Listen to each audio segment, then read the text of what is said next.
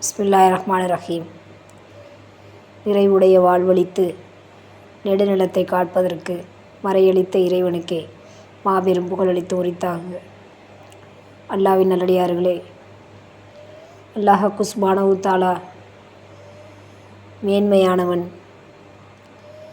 அரசில் நிலைத்திருக்கக்கூடியவன், ஒளியாகியவன், நாட்டங்களை நிறைவேற்றக்கூடியவன், நன்மைகளை ஏவக்கூடியவன், தீமைகளை தடுக்கக்கூடியவன், குறைகளை கேட்கக்கூடியவன், பாவங்களை மன்னிக்கக்கூடியவன், கருணையுள்ளம் கொண்டவன், ரஹ்மத்துல் ஆலமீன் அல்லாஹுவை போற்றி புகழ்ந்து துதித்து அவன் நமக்கு கொடுத்த கட்டளைகள் ஐங்கால தொழுகைகளையும் மனிதர்களாக இருக்கக்கூடிய நாம் அவன் நமக்கு என்னென்ன கட்டளைகள் வழங்கியுள்ளானோ அத்தனையும் நம்மளின் நபிமார்கள் முஹம்மது ரசூலே கரீம் ஸல்லல்லாஹு அலைஹி வஸல்லம் அவர்களுடைய பொருட்டாலும் அவர்களுடைய உம்மத்தின் என்பதற்கு தகுதி பெற்றவர்களாகும் இந்த துனியாவில் அவர்கள் வழியில் நடப்பதற்கும் அமர்களை செய்வதற்கும் அல்லாஹ் உங்களுக்கும் எனக்கும் நம் சந்ததிகளுக்கும் உலக மக்களுக்கும் அருள் பாலிப்பானாக என்று கேட்டவளாக இந்த பயானை தொடங்குகின்றேன். அல்லாஹ்வின் நல்லடியார்களே, கண்மணி நாயகம் ஸல்லல்லாஹு அலைஹி வஸல்லம் எப்பொழுது அவர்கள் ஞானத்தை அளவுக்கு அதிகமாக பெற்றார்களோ அதன் பிறகு அவர்கள் நபியாக ஆனதற்கு பின்னால் பொறுப்புகளை இறைவன் அவர்கள் தலைமேல் தாங்கியதற்கு பின்னால் அளவுக்கு அதிகமான இறையச்சமும் இறை நேசமும் பெற்றார்கள். உலக மக்களை அவ்வழியே அழைத்தார்கள்.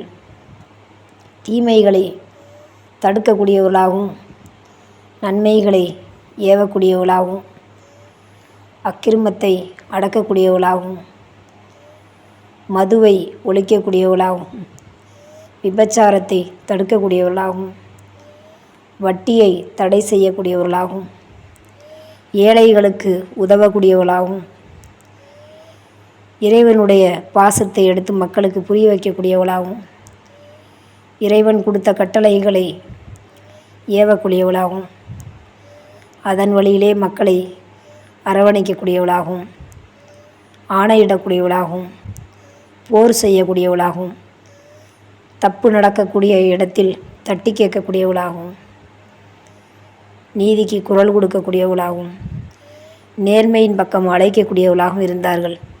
கண்மணி நாயகம் ஸல்லல்லாஹு அலைஹி வஸல்லம் அவர்கள் ஒவ்வொரு நாளையும் பொழுதுகளையும் அல்லாஹ் அக்பர், அல்லாஹ்வுடைய இறை பயத்திலும் எந்த தவறும் நடந்துவிடக்கூடாது என்பதற்காக அவர்கள் ஒவ்வொரு நாளும் பட்ட துன்பத்திற்கு அளவில்லை. அல்லாஹ்வின் நல்லடியார்களே, அந்த வழியில் இந்த இஸ்லாத் மார்க்கத்தை அவர்கள் உலக மக்களுக்கு எடுத்து புரிய வைக்க அவர்கள் பட்ட பாடு கல்லடியும் சொல்லடியும் உடலாலும் உள்ளத்தாலும் நோவினை அடைந்து படாத துன்பத்தை அடைந்தார்கள். அல்லாஹ்வின் நல்லடியார்களே, அந்த வகையில் அவர்கள் வெற்றியும் கண்டார்கள். இதை அறியாத மக்கள் அவர்களுக்கு நோவினையை தந்து கல்லெறிந்து சொல்லாலும் அடித்து கல்லாலும் அடித்து உதிரம் வடியும் அளவிற்கு நினைவு சோர்ந்து போகும் அளவிற்கு உடலில் குருதி கொப்பளித்து கொண்டு வடியும் அளவிற்கு அவர்கள் உடம்பெல்லாம் காயப்பட்டு சோர்ந்த நிலையில் இனிமேல் முடியாது என்ற நிலையில் தட்டு தடுமாறி ஒரு இடத்துக்கு பொறுமையாக நடக்கின்றார்கள். அல்லாஹ்வின் நல்லடியார்களே, அந்த நிலையிலும் அவர்கள் மயக்கமுற்ற நிலையில் பசி மயக்கத்திலும் உடல் சோர்விலும் உள்ள காயத்திலும் நிலை குலைந்து நிற்கும் அந்த நேரத்தில் அப்பொழுது ஒரு ஓரத்தில் சென்று ஒரு மரத்தின் அருகில் அமர்ந்தார்கள். அங்கு இன்னொரு சஹாபியுடைய திராட்சை தோட்டம் ஒன்று இருந்தது. அவர்கள் எந்த இடம் என்று பார்க்கும் அளவுக்கு கூட அன்றில்லை. சூழ்ந்த நிலையில் சாய்ந்து விட்டார்கள். அப்பொழுது இருகரமேந்தி இறைவனிடம் கையேந்தினார்கள். யா அல்லாஹ், இந்த மக்கள் அறியாமையில் இருக்கின்றார்கள். யா அல்லாஹ், இவருடைய பாவங்களை மன்னித்தருள்வாயாக. யா அல்லாஹ், இவர்கள் எல்லோரும் இஸ்லாத்தை ஏற்கக்கூடிய பாக்கியத்தை நசீபாக்கி தந்தருள்வாயாக. யா அல்லாஹ், இவர்களுடைய சந்ததியிலும் பின்வரும் சந்ததியிலும் அல்லாஹ் உன்னை புரிந்து கொள்ளும் பாக்கியத்தை அவர்களுக்கு நற்பயனும் நல்லாசி கொண்டதாகவும் ஆக்கியருள்வாயாக. யா அல்லாஹ், இவர்கள் அறியாமை போக்கி விடுவாயாக. இவர்கள் செய்த பாவத்தை மன்னித்தருள்வாயாக என்று இறைஞ்சி கேட்டார்கள். அல்லாஹ் சுப்ஹானஹு தஆலா நபிக்கு ஏற்பட்ட இந்த அக்கிரமத்தை தாங்க முடியாமல் அல்லாஹும் மலாய்க்கத்துமார்களும் கொதித்தெழுந்தார்கள். வானவர்கள் இறைவனிடத்தில் அனுமதி பெற்று வந்து முஹம்மது நபியை பார்த்து கேட்டார்கள். அல்லாஹுவின் தூதரே, இப்பொழுது சொல்லுங்கள், இந்த இரண்டு மலைகளையும் பொடி பொடியாக தகர்த்து இந்த மனிதர்களை நாங்கள் அழித்து விடுகின்றோம். உங்கள் ஹபீபு மேல் இவ்வளவு காயங்களை ஏற்படுத்தி சித்திரவதை செய்து கொண்டிருக்கும் இவர்கள் தேவையில்லை என்று கேட்டார்கள். அதற்கு ஸல்லல்லாஹு அலைஹி வஸல்லம் அவர்கள் சொன்னார்கள், இவர்கள் அறியாமை காலத்தில் இருந்தாலும் இவர்களுடைய சந்ததியாவது இஸ்லாத்தை ஏற்பார்கள் அல்லவா, அதனாலே அல்லாஹ்வுக்காக அவர்களை விட்டு வையுங்கள் என்று சொன்னார்கள். அந்த சூழ்நிலையிலும் உதரத்தை பூமிக்கு வடிய விடாதபடி எடுத்து தன் மேனியில் பூசிக்கொண்டார்கள். அல்லாஹ்வின் நல்லடியார்களே, அந்த அளவிற்கு இந்த உலகத்திற்காக அரும்பாடுபட்ட கண்மணி நாயகம் ஸல்லல்லாஹு அலைஹி வஸல்லம் அவர்கள் அவருடைய ஆட்சி காலத்தில் நீதி ஆட்சி புரிந்து இறுதியாக அவர்கள் உயிர் பிரியும் நிலை அறிந்தவுடன் தன்னுடைய சஹாபாக்களை அழைத்து உபதேசம் செய்கின்றார்கள். அதற்கு முன்னதாக அபூபக்கர் அவர்களும் உமர் இப்னு ஹத்தாப் அவர்களும் உற்ற தோழர்களும் கலந்து ஆலோசனை செய்கின்றார்கள். உலகமெங்கும் இஸ்லாம் பரவியுள்ளது. உண்மையான இறைவனை அறிந்து கொண்டார்கள். மக்கள் கூட்டம் கூட்டமாக இஸ்லாத்தை தழுவுகின்றார்கள். இறைவனுடைய கட்டளையை தலைமையில் ஏந்தி கொண்டார்கள் மக்கள். அல்லாஹ் ஒருவனை வணங்க தகுதியுடையவன், அவன்தான் நம்மளை படைத்தான். இறுதியாக அவனிடம் மீள இருக்கின்றோம். அதற்கு ஒரு அத்தாட்சி முஹம்மது நபி ஸல்லல்லாஹு அலைஹி வஸல்லம் அல்லாஹுவின் தூதர் ஆவார் என்று ஒரு மனதிடம் எல்லோரும் இஸ்லாத்தை ஏற்றுக்கொண்டார்கள். ஜக்காத்துகளையும் கொடுக்க ஆரம்பித்து விட்டார்கள்.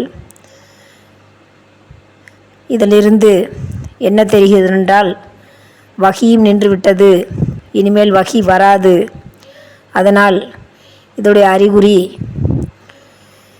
முஹம்மது நபி ஸல்லல்லாஹு அலைஹி வஸல்லம் அவர்கள் அல்லாஹ்விடம் செல்லும் காலம் நெருங்கிவிட்டது என்று மனம் உடைந்து 4 சஹாபாக்களும் பேசிக்கொண்டார்கள், கண்ணீர் வடித்தார்கள். என்ன செய்வதென்று தெரியாமல் மனம் உடைந்தவர்களாய், தாயை இல்லாத பிள்ளைகள் எப்படி தத்தளித்து கொண்டிருக்குமோ அதே போன்று நிலை குலைந்தவர்களாக நின்று பேசி கொண்டிருந்தார்கள். அந்த தருணத்தில் கண்மணி நாயகம் ஸல்லல்லாஹு அலைஹி வஸல்லம் அவர்கள் முன்கூட்டியே அவர்கள் நிலையை அறிந்தவர்கள்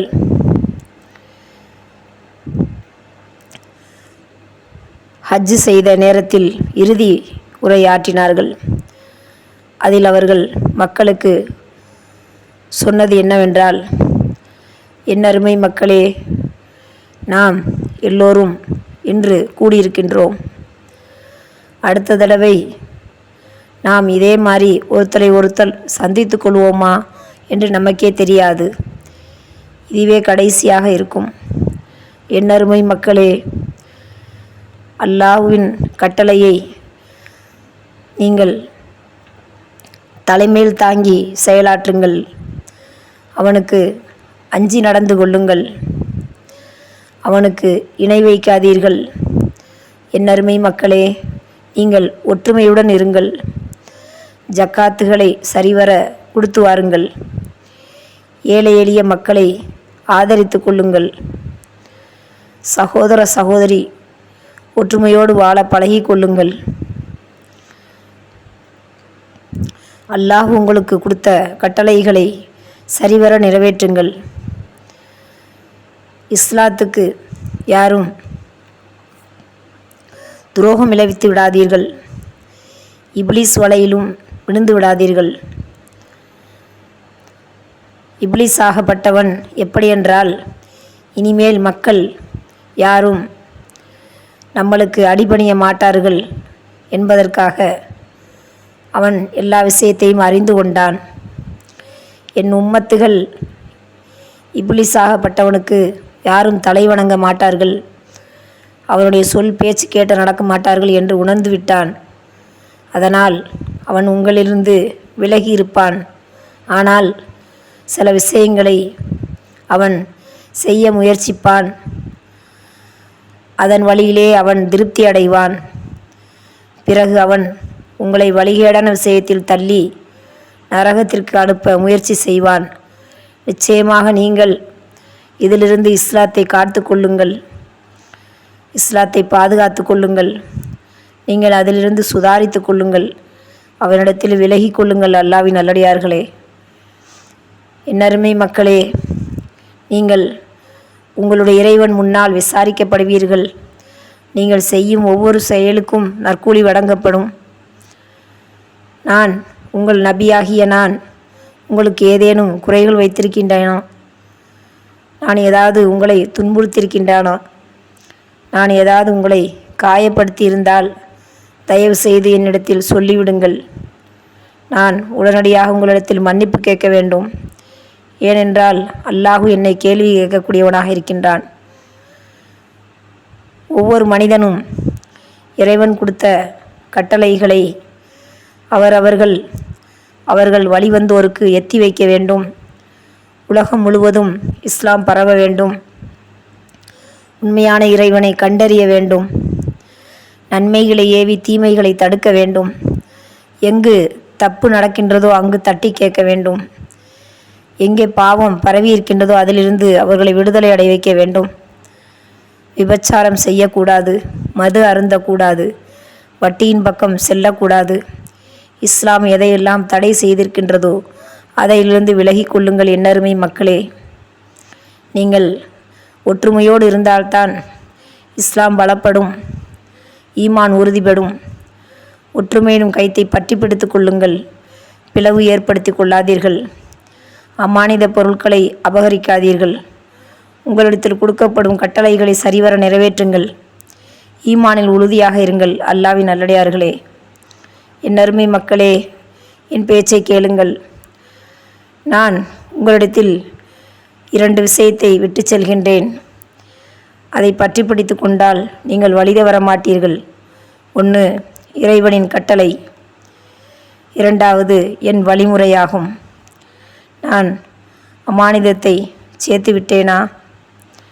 யா அல்லாஹ், இதற்கு நீயே சாட்சி. யா அல்லாஹ், இதற்கு நீயே சாட்சி. யா அல்லாஹ், இதற்கு நீயே சாட்சி என்று அழுத வண்ணம் கண்ணீர் தாரையாக வடித்து மக்களிடத்தில் கடைசி உபதேசம் செய்தார்கள். அல்லாஹ்வின் நல்லடியார்களே, அந்த கட்டளையை ஏந்தியவர்களாக அதற்கு பிறகு அல்லாஹ் அக்பர், கண்மணி நாயகம் ஸல்லல்லாஹு அலைஹி வஸல்லம் அவருடைய உம்மத்துகள், நபியே, நீங்கள் எந்த குறையும் செய்யவில்லை, நன்மையை செய்தீர், அல்லாஹ்வின் பொருத்தத்தை பெற்றீர், தகுதி பெற்ற நபியாக இருந்தீர், உங்களுக்காக நாங்கள் சாட்சி சொல்கின்றோம் என்று சொன்னார்கள். அல்ஹம்துலில்லாஹ், நான் என்னுடைய அம்மானிதத்தை ஒப்படைத்து விட்டேன். இனிமேல் என்னுடைய அம்மானிதத்தை ஒவ்வொருத்தரும் உங்களுடைய வழித்தோன்றர்களுக்கு எத்தி வைத்து விடுங்கள். அதன் வழியிலே நடக்க சொல்லுங்கள். அல்ஹம்துலில்லாஹ், அல்லாஹு தாலா உங்களுக்கு போதுமானவனாக இருக்கின்றான். இனி இஸ்லாம் தலைத்திருக்கும், நன்மைகள் ஓங்கியிருக்கும், தீமைகள் தடுத்திருக்கும். எவர் இறைவனுடைய கட்டளையை நடந்து கொள்வார்களோ, எவர்கள் என்னுடைய வழிப்படி நடப்பார்களோ, அவர்கள் இம்மையிலும் மறுமையிலும் பொருத்தமுள்ளவராக என் முன் வந்து நிறுத்தப்படுவார்கள். நாம் அனைவரும் சொர்க்கத்தை பெறுவோம் என்று சலாம் கூறியவர்களாக விடை பெற்றார்கள். சொல்லி சிறிது காலத்திற்குள் அவர்கள் மௌத்தாகிவிட்டார்கள். அல்லாஹ்வின் நல்லடியார்களை, இன்னா லில்லாஹி வ இன்னா இலைஹி ராஜிஊன். தாயை பிரிந்த பிள்ளையை போன்று சஹாபார்கள் தத்தளித்து கொண்டு கண்ணீர் மல்க, கடல் போல் தாரை தாரையாக அழுது பொங்கி இனி என்ன செய்வதென்று தெரியாமல் அந்த சூழ்நிலையிலும் முகமது நபி ஸல்லல்லாஹு அலைஹி வஸல்லம் அவர்களுக்கு கொடுத்த கட்டளையை அழகான பொறுப்பேற்று அபூபக்கர் சித்திக் ரலியல்லாஹு தஆலா அவர்களை முதலாக கலீஃபாவாக அபூபக்கர் அவர்களை நியமித்தார்கள். ஒரு மனதுடன் கலீஃபாக ஏற்றுக்கொண்டார்கள். அதன் பிறகு உமர் இப்னு கத்தாப் ரலியல்லாஹு அன்ஹு அவர்களை நியமித்தார்கள். அடுத்தடுத்து இஸ்லாத்தின் தூண்களாக 4 தூண்களாக 4 கலீஃபாக்கள் வந்தார்கள். அல்லாஹ்வின் நல்லடியார்களே, அன்றிலிருந்து இன்று வரை அந்த உயர்தரமான அமானிதத்தை மக்கள் தலைமேல் தாங்கி இன்று அவர்கள் வழிவந்தவர்களாக ஜமாத் என்னும் தலைவர்களாகவும், ஆலிம்களாகவும், ஹாஃபில்களாகவும், சிறந்த முத்தகீங்களாகவும், சுகதாக்களாகவும், சாலின்களாகவும் இந்த துனியாவில் வலம் வந்து கொண்டிருக்கிறார்கள். இஸ்லாத்துக்காக அரும்பாடு பட்டு கொண்டிருக்கும் உலக மக்கத்தில் உள்ள நல்ல உள்ளம் கொண்டவர்களை நினைத்து பாருங்கள். அல்லாஹ்வின் நல்லடியார்களே, அன்று சொன்ன அந்த அமானிதத்தை இன்று வரை பேணி பாதுகாத்து கொண்டிருக்கிறார்கள். அந்த வகையிலும் நாம் அவர்களுடைய உம்மத்தாக இருந்து கொண்டிருக்கின்றோம். இப்போ எப்படியாப்பட்ட கட்டளையை நாம் சுமந்து கொண்டிருக்கிறோம் பாருங்கள். அல்லாஹ்வின் நல்லடியார்களே, அமானிதத்தை பேணி பாதுகாக்கக்கூடிய இடத்திலும் பின்வரும் சந்ததிகளுக்கு அந்த அமானிதத்தை நாம் ஒப்படைக்கும் இடத்திலும் இருந்து கொண்டிருக்கிறோம். அல்லாஹ்வின் நல்லடியார்களே, ஐங்கால தொழுகையை ஹலா செய்யாமல் தொழுகக்கூடியவர்களாகவும், வட்டியின் பக்கம் செல்லாதவர்களாகவும், ஒற்றுமையோடு வாழ பழகி கொள்ளக்கூடியவர்களாகவும், நன்மையை ஏவி தீமையை தடுக்கக்கூடியவர்களாகவும், நன்மையின் பக்கம் நிலைத்திருக்கக்கூடியவர்களாகவும், இந்த துனியாவுடைய வாழ்க்கையில் முகமது நபி ஸல்லல்லாஹு அலைஹி வஸல்லம் நம்மளுக்கு கொடுத்த கட்டளைகளை தலைமையில் தாங்கி நடந்த அவர்களுடைய சிறந்த உம்மத்து என்பதற்கு எடுத்துக்காட்டாக வாழ்வதற்கும், உலக மக்களும் நம்மளும் நம் சொந்தங்களும் பின்வரும் சந்ததிகளும் அல்லாஹ்வுடைய பொறுப்பில் பாதுகாப்பில் முகமது நபி நம்மளுக்கு கொடுத்த அமானிதங்களை பேணி பாதுகாப்போம் என்ற நல்ல ஒரு கருத்திலும் இந்த பயானை முடிக்கின்றேன். வாஹிர் தௌஹானா அனில் அல்ஹம்துலில்லாஹி ரப்பில் ஆலமீன். அஸ்ஸலாமு அலைக்கும் வரஹ்மத்துல்லாஹி வபரகாத்துஹு. நூருல் இஸ்லாம் சேனலுடன் இணைந்திருங்கள். இன்ஷா அல்லாஹ் தொடரும்.